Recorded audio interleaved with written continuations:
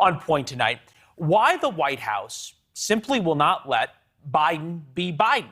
Why not play to the strengths of the president? NBC reports inside the Biden White House adrift amid a rolling series of calamities and shrinking approval ratings. The president's feeling lately is that he just can't catch a break, and that against is rippling through his party. So at this point, what does the White House communications team do? It's led by Ron Klain. He's the White House chief of staff, longtime advisor to President Biden. They could perhaps put President Biden out for an interview, perhaps do a town hall, anything to allow him to play to his strengths. And certainly you don't want to repeat the mistakes that the comms team has had over the past couple of weeks. Do anything, something, anything. We've said before, said the comms team, no clarifications of the president's remarks are ever issued without his direct approval. So in other words, there's an article that comes out saying the president is being undercut, and what happens? But the comms team issues another statement undercutting the president. Get accused of undercutting the president and say all the undercutting was approved. Typically, and we've said this on the program, the president's comments on big issues, especially big foreign policy issues, specifically Taiwan and Vladimir Putin, have been incredibly strong when he is allowed to speak for himself, when Joe Biden is the Joe Biden that people have known for 40 years. Take a listen.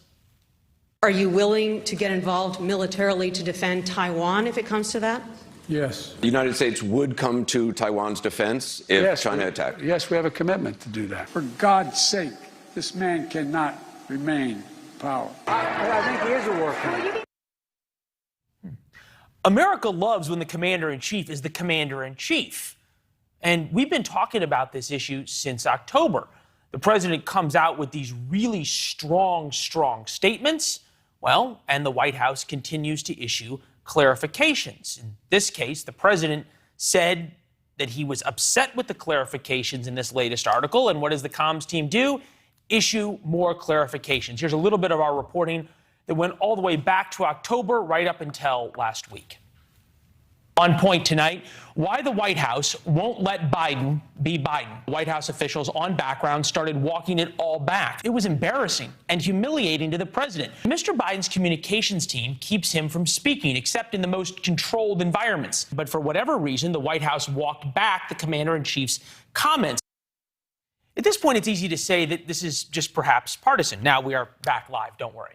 Easy to say it's just partisan, just that we don't like President Biden. Well, President Biden complains he doesn't get enough credit. It's not that we're having this issue. The American people are having this issue with the president, and it is costing him dearly. Right now, only 40.4% of Americans approve, 54.8% disapprove.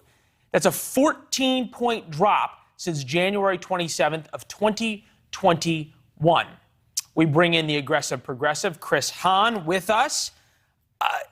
Boy, Chris, explain to me what possibly is going well for the White House in the communications world. It's always difficult to have a good communication strategy when the country is facing multiple crises and is generally in a bad mood about the economy.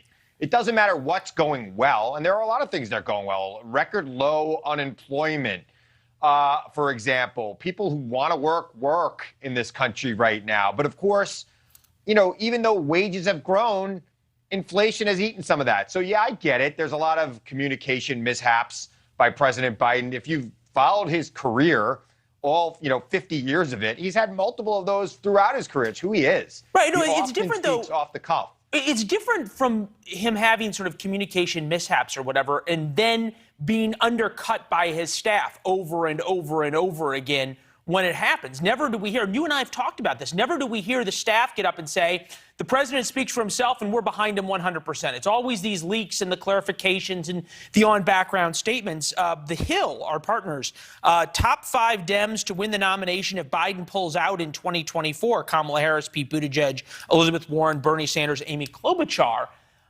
What's more undercutting than a year and a half into your presidency and already members of your own party are talking about who's going to replace you on the ticket? Well, when you're 80, unfortunately, people are always thinking about who's going to replace you on the ticket, on the job, on whatever.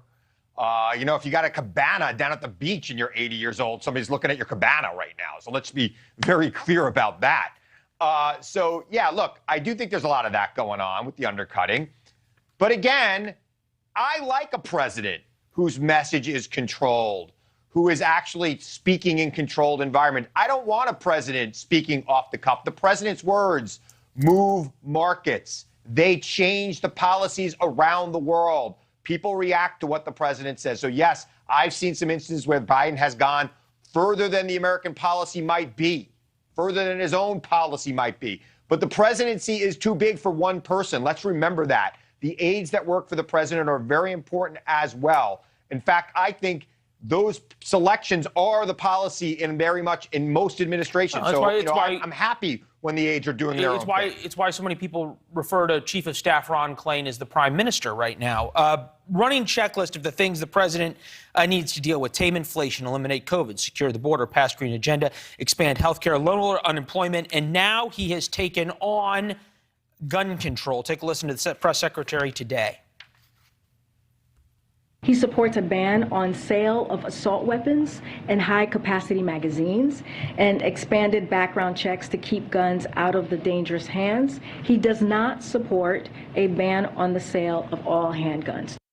Sale of assault weapons and high-capacity magazines, neither of which are defined. Next segment, we'll talk about how he starts going after anything that starts with a 9mm. Does the White House need to have a concrete proposal here rather than just these top-line talking points?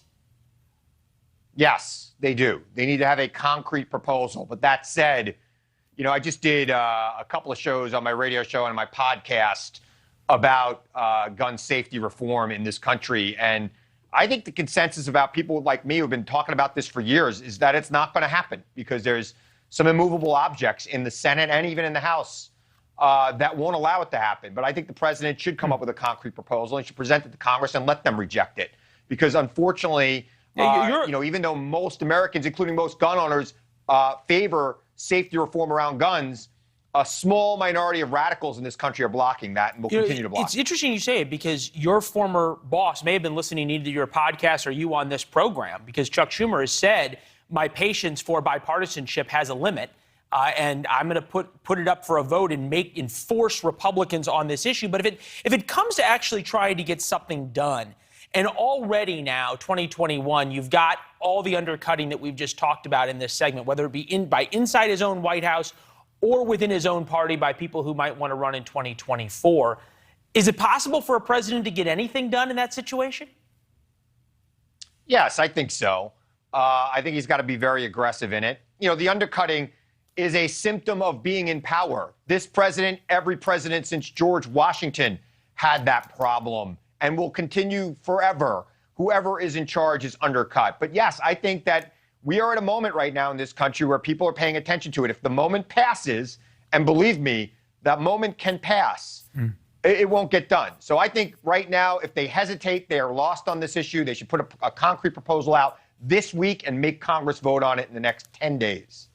Well, as you rightly point out, the half-life of the American populace's attention span can be measured in really hours. Chris, thank you very much. Good talking to you.